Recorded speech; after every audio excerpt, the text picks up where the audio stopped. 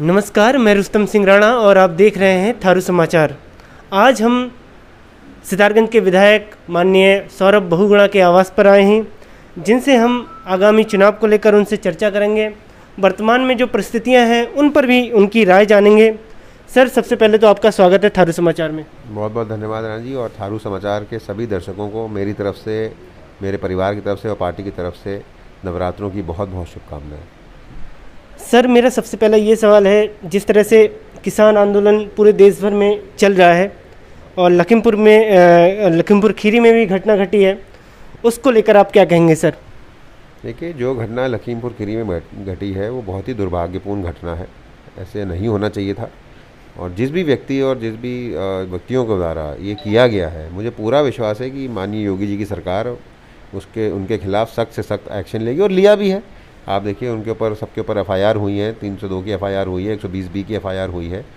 और कहीं ना कहीं मुझे पूरा विश्वास है कि यूपी सरकार जो है वो जिस भी व्यक्ति ने और संगठन ने ये काम किया है उसके ऊपर पूरा कार्रवाई करते हुए, सख्त से सख्त कार्रवाई करते हुए उनको न्यायोचित दंड देगी। सर, जिस तरह से संयुक्त किसान मोर्चा या किसान संगठन जो भी हैं, लगातार वो रैलियां कर रहे हैं, लगातार वो भाजपा सरकार के विरोध में कई जगह आंदोलनरत हैं, तो आप आने वाले चुनाव में क्या उनका असर नहीं होगा क्या? देखिए, मैं अपने सारे किसान भाइयों को ये आश्वस्त करना चाहता हूँ कि माननीय मोदी जी जो हमारे देश के प्रधानमंत्री हैं, वो लगभग 13-14 बार हमारे मंत्रीगणों से किसान यूनियनों की बैठक हो चुकी है। अब उसमें क्योंकि उन बैठकों में हम नहीं रहते तो मुझे नहीं मालूम कि अंदर क्या बात हुई, क्या उसमें हुआ, लेकिन जो हम लोग न्यूज़ चैनलों के द्वारा देखते हैं, जो हम लोग अपने लोगों, हमें भी खबरें आती हैं, हमें ये बताया गया था कि इस पूरे जो फार्म लॉज हैं उसको 1.5 साल के लिए स्थगित करने के लिए केंद्र सरकार तैयार थी। अब कहीं ना कहीं मैं किसान भाइयों से भी निवेदन करता हूं और केंद्र सरकार से भी निवेदन करता हूं और आश्वस्त भी करता हूं किसान भाइयों को कि मोदी जी एक बड़े दिल के व्यक्ति हैं। वो किसान हमारे देश की रीढ़ की हड्डी है। मुझे पूरा विश्वास है कि जो हमारे केंद्र की सरकार है वो मोदी जी के नेतृत्व में और हमारे कृषि मंत्रालय के नेतृत्व में किसानों का अहित नहीं करेगी, और कहीं ना कहीं इस मामले को जल्द से जल्द सुलझा के और किसानों को राहत का काम करने का मौका मिलेगा। सर, किसानों की अगर मैं बात करूं, इस समय धान की फसल की खरीद हो रही है, आपके द्वारा उनकी क्या सहायता की जा रही है? देखिए, धान खरीद में सारे किसान भाई अपने जितने भी हैं मंडी में हमारे हो रहे हैं। 40 हमारे कांटे लगे हैं सितारगंज में, यूसीएफ के हों, नेफेड के हों, कोऑपरेटिव के हों, और लगातार हमारे यहाँ धान खरीद चल रही है। और उधम सिंह नगर में सितारगंज पहला ऐसी मंडी है जहाँ पे धान खरीद शुरू हो चुकी है। दूसरी मंडियों में धान खरीद शुरू ही नहीं हो पाई थी।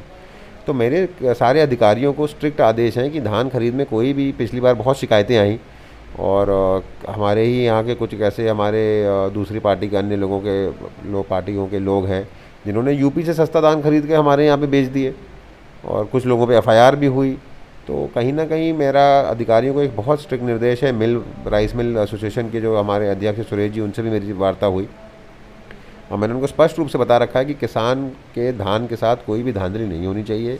कोई बहुत ज़्यादा, जैसे पिछली बार खबरें आ रही थी कि 12-12, 15-15, 17-17 किलो कटौतियाँ हो रही थी, इस बार ऐसा कोई भी प्रकरण, 3 दिन से धान तोल चल रही है मंडी में, लेकिन आज तक ऐसा कोई प्रकरण मेरे सामने नहीं आया है जहाँ पे किसानों के साथ अहित हो रहा हो। सर, जिस तरह से आपके विधानसभा क्षेत्र में रोड का डामरीकरण हुआ हो या रोड बनी हो, एक बिस्टी मार्ग है सर, और आपने कार्रवाई अगर की है उसमें, तो वो कब तक वो रोड बन जाएगी सर? देखिए, बिस्टी मार्ग जो है इसमें थोड़ी सी समस्या थी, क्योंकि ये जब पिताजी हमारे सीएम थे उत्तराखंड में, माननीय विजय बहुगुणा जी, तो ये सिडकुल के द्वारा एक रोड बनी थी, 9 किलोमीटर की रोड थी। और उसके बाद क्या हुआ कि 17 में जब भारतीय जनता पार्टी की सरकार बनी तो उन्होंने एक आदेश किया शासन ने कि सिडकुल जो भी है वो अपने कार्य क्षेत्र के बाहर काम नहीं कर पाएगा, और जिस भी एजेंसी ने इस पर काम किया था, यूपीआरएन ने किया था, उसके ऊपर कार्रवाई बैठा दी गई। तो ये रोड उसके चक्कर में फंस गई, क्योंकि कार्रवाई भी चल रही थी, प्लस सिडकुल कार्य क्षेत्र के बाहर काम नहीं कर सकता था, और पीडब्ल्यूडी का स्वामित्व नहीं है ये। तो इसको सुलझाने में थोड़ा समय लगा, और मैंने इसका प्रपोजल बना के ऑलरेडी जितना भी रोड मेरी विधानसभा के अंदर आती है, लगभग 3.5-4 किलोमीटर की रोड है, उसका हमने एक प्रस्ताव बना के भेज दिया है शासन को, और उम्मीद है जल्द से जल्द पैसा मुक्त होकर उस पर काम हो जाएगा। सर, एक तरह से आप पर ये कहा जाता है आपको लेकर कि आप एक तरह से बाहरी हैं, मतलब आप लोकल वर्सेस जो बाहरी हैं, आप उस आरोप को कैसे देखते हैं? देखिए, निराधार आरोप है और मेरे ऊपर बाहरी का टैग वो लोग लगा रहे हैं जो मुझे विकास के कार्यों पे नहीं घेर सकते। जब किसी के पास कोई और कुछ बचा ही नहीं बात करने के लिए तो उसने बाहरी और लोकल की बात करनी शुरू कर दी। मैं कांग्रेस के सभी मित्रों से और आम आदमी पार्टी के और बीएसपी के सभी मित्रों से एक निवेदन करता हूँ कि आप लोग मुझको राय देने से पहले कम से कम अपने राष्ट्रीय नेतृत्व के जो नेता हैं उनको राय दे दीजिए। भाई जो पूर्व राष्ट्रीय अध्यक्ष थे कांग्रेस के राहुल गांधी जी, वो वायनाड से जाकर चुनाव लड़े, तो क्या वो बाहरी हैं? भाई आप मोदी जी जो है, हमारे देश की जनता ने अपनाया है, मुझको सितारगंज की जनता ने अपनाया है। मोदी जी गुजरात से होने के बावजूद जाके वाराणसी से चुनाव लड़के जीते हैं, तो वो बाहरी क्यों है? जनता तय करेगी कि नेता तय करेगा कि मैं कहाँ का हूँ? और मेरा राशन कार्ड मेरा यहीं का है, मेरा आधार कार्ड मेरा वोटर आईडी यहाँ का है, मेरा घर यहाँ पर है, तो मैं बाहरी कैसे हूँ? और अगर उत्तराखंड में माननीय स्वर्गीय हेमवती नंदन बहुगुणा जी का पोता बाहरी है तो फिर उत्तराखंड का कोई भी नहीं है। सर एक सवाल ये भी आता है, जिस तरह से कि हमारे जनप्रतिनिधि जो होते हैं वो प्रश्नकाल में विधानसभा में हमारी क्षेत्र की जो समस्याएं हैं उनको कितना रखते हैं? सर आप ये बताइए, आपके द्वारा जो है प्रश्नकाल में कितने प्रश्न जो हैं क्षेत्र के विकास के मुद्दे को लेकर उठाए गए? देखिए, बहुत सारे मुद्दे उठाए गए। चीनी मिल का मुद्दा है, आप आज देखिए चीनी मिल हमारी गदरपुर चीनी मिल थी, वो बंद हुई, आज तक शुरू नहीं हो पाई। सितारगंज चीनी मिल हमारी 17 में बंद हुई, लेकिन आज मैंने उसको शुरू करवा दिया। इस पर आई सत्र में चीनी मिल चलेगी। हमने चीनी मिल का इशू उठाया।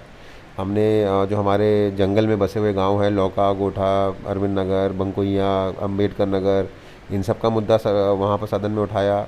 सिडकुल रोड हमारी बहुत ख़राब थी, आपने मालूम है। सिडकुल में हज़ारों लाखों लोग रोज़ उस रोड से जाते थे, चाहे हल्द्वानी जाते हों, सिडकुल जाते हों।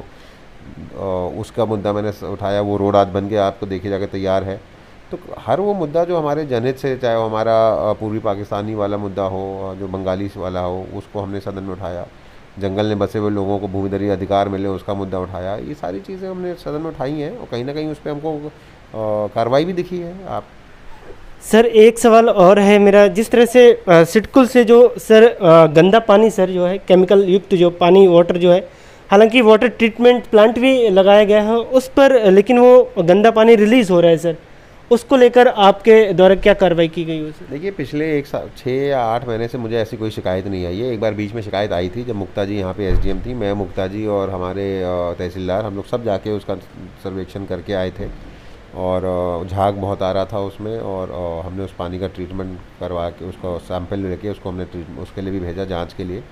तो कहीं पे भी ऐसी कोई शिकायत लेटेस्ट हमको नहीं आई है कि गाँव में जो है गंदा पानी रिलीज़ किया जा रहा है। सिडकुल के द्वारा एक एसटीपी प्लांट जो है वो लगाया गया है और मैं सारी कंपनियों को भी एक बार करके बता भी चुके हैं कि कोई भी गंदा पानी साफ नहीं छोड़ेंगे, जिससे हमारे यहाँ की फसलों को, हमारे यहाँ के जानवरों को, जो गाँव के लोगों के जानवर बने हैं, कहीं ना कहीं उनकी सेहत को भी और मुझे पूरी उम्मीद है कि सिडकुल जो है कोई भी गंदा पानी रिलीज नहीं होगा।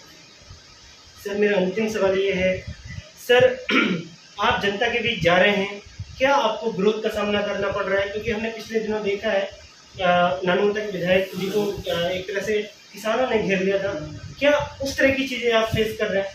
नहीं, देखिए, मेरी रचनाओं में ऐसा अभी तो कोई प्रकरण नहीं हुआ है और मुझे उम्मीद है कि हमारे सारे किसान भाई ये हैं जो जुड़े भी हुए हैं, जो हमारे साथ के हैं, वो सब आप लोग एक दूसरे का सम्मान करते हैं। और कहीं ना कहीं मैं अभी कश्मीरी फार्म गुरुद्वारे में मीटिंग करके आया हूँ, मैं रसोईया में मीटिंग करके आया हूँ, आपके हल्द्वा मीटिंग करके आया हूँ, नगरपुरा मीटिंग करके आया हूँ, सब किसान उन डिस्ट्रिक्ट में। मुझे कहीं भी ऐसा विरोध का सामना नहीं करना पड़ा क्योंकि हमने कभी किसी का अहित किया ही नहीं है। अगर हम लोगों से जुड़े रहेंगे, लोगों को अपनी बात रखने में सक्षम है और लोगों के काम कर रहे हैं, तो लोग कहीं ना कहीं भाई केंद्र में क्या चल रहा है वो राजनीति मुझसे प्रभावित नहीं हो सकती। मेरी राजनीति सितारगंज विधानसभा क्षेत्र में प्रभावित है और मैं वहाँ पे जहाँ तक मेरी क्षमता है मैं वहाँ पर लोगों की मदद करने की कोशिश कर रहा हूँ। तो ऐसा कोई विरोध नहीं। सर लौका गौठा के एक सत्येंद्र जी हैं, उनका ये आरोप है कि उन पर जो जिस तरह से दबाव बनाया जा रहा है, उन्हें उन पर मानसिक शारीरिक रूप से प्रताड़ित किया जा रहा है, तो वो कहीं ना कहीं आपके शहर में किया जा रहा है, उसको लेकर आप सब क्या कहेंगे? मुझे हमारा छोटा भाई है सर, वो गलत हाथों में वो कर रहे हैं, वो राजनीतिक में चले गए और मेरा आज तक वो कभी मेरे आवाज़ पर आए नहीं। 4.5 साल हो गए मुझे विधायक बने हुए, आज तक उन्होंने कोई क्षेत्र की समस्या मेरे सामने रखी है। एक दिन कोई मीटिंग में, मैं 15 अगस्त की मीटिंग में मैं लौका गया था, वहाँ पर वो एकदम से आ गए सामने और रिकॉर्डिंग करने लगे।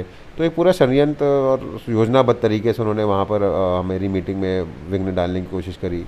चलो कोई समस्या नहीं, उन्होंने कर दिया। अब वो जिस तर्क पे बातें कर रहे हैं, अगर मैं उनको वही बताना चाह रहा था उस दिन भी, लेकिन वो सुनने को तैयार नहीं थे, वो चिल्ला चिल्ला के बातें कर रहे थे कि वो ये कह रहे हैं कि आपने हमको आवास नहीं दिलाया। उनके खुद के पिताजी को इंदिरा आवास मिला हुआ है लौका में, तो और वो परिवार रजिस्टर से अलग नहीं है, तो उनको अब इंदिरा आवास कैसे मिल जाएगा। उनके 3 पक्के मकान हैं, वो कह रहे हैं मैंने अपनी हैसियत से बनाए हैं। जब आपकी हैसियत मकान बनाने की है तो फिर आप इंदिरा आवास मांग ही क्यों रहे हैं। तीसरी चीज़ वो कह रहे हैं कि आपने आज तक सदन में नहीं उठाया, जबकि लौका, गोठा, बलवा टोला, लौका, गोठा, इंदिरा, आपका अंबेडकर नगर, बंकुइया, अरविंद नगर 2.5 नंबर, 7 नंबर, 8 नंबर, 9 नंबर, इन सब की मैं कम से कम 10 बार सदन में बात हो चुका हूँ। यहाँ तक कि जब 2019 में माननीय अजय भट्ट जी हमारे सांसद बने नैनीताल लोकसभा सीट से, तो उन्होंने हमारे कहने पे संसद में लौका गोठा की आवाज़ उठाई। पहली बार जीवन में लौका गोठा की आवाज़ संसद में उठी तो माननीय अजय भट्ट जी ने उठाई। तो ये तो एक वो योजनाबद्ध तरीके से वो गलत बातें कर रहे हैं कि मुझे धमकाया जा रहा है, मुझे लोग मारने आ रहे हैं, मुझे लोग पीटने आ रहे हैं। आज तक ना वो पिटे, ना आज तक वो उनको धमकाया गया, ना उनके पास कोई सबूत है। अब बोलने में तो मैं भी 2500 चीज़ बोल दूंगा, आपको साबित करना पड़ेगा ना। सरेआम सोशल मीडिया पे वो बीजेपी के कार्यकर्ताओं को जान से मारने की धमकी देते दिखे, तो एक शिक्षक है, कम से कम शिक्षक की एक मर्यादा होती है। शिक्षक अगर इस तरीके की शिक्षक बातें करने लगे भारत देश में कि बीजेपी के कार्यकर्ता गांव में घुसे तो उनको जान से मार दो, बीजेपी के कार्यकर्ताओं को अगर घुसे तो उनको मारो, तो ये शिक्षक की भाषा नहीं हो सकती, ये तो एक राजनीतिक व्यक्ति की भाषा है। तो मैं सत्येंद्र भाई को बस इतना ही कहना चाहता हूँ, आप भी हमारे छोटे भाई हो, आप भी मेरी विधानसभा से हो, मैं आपका भी विधायक हूँ। अगर कोई समस्या है तो आके आमने सामने बैठ के उसको सुलझाइए। राजनीतिक हाथों में मत पड़िए, राजनीतिक षड्यंत्र का एक हिस्सा मत बनिए, और अपने गांव के विकास के लिए आप आगे बढ़िए। विकास की बात करने में किसी को कोई हर्ज नहीं है, लेकिन विकास की बात एक प्लेटफॉर्म से होती है, विकास की बात विरोध से नहीं होती है। आप सुन रहे थे माननीय विधायक जी को, जिस तरह से उन्होंने अपने तीखे सवालों का बड़ी साफगोई से जवाब दिया। ऐसे ही हम मुद्दों के सामने, ऐसे ही हम आपके सामने वीडियो लाते रहेंगे, और जनप्रतिनिधि की क्या राय है, जनता के विकास को लेकर वो क्या सोचते हैं, वो हम उनसे जानते रहेंगे। मैं रुस्तम सिंह राणा, कैमरामैन विवेक के साथ, थारू समाचार।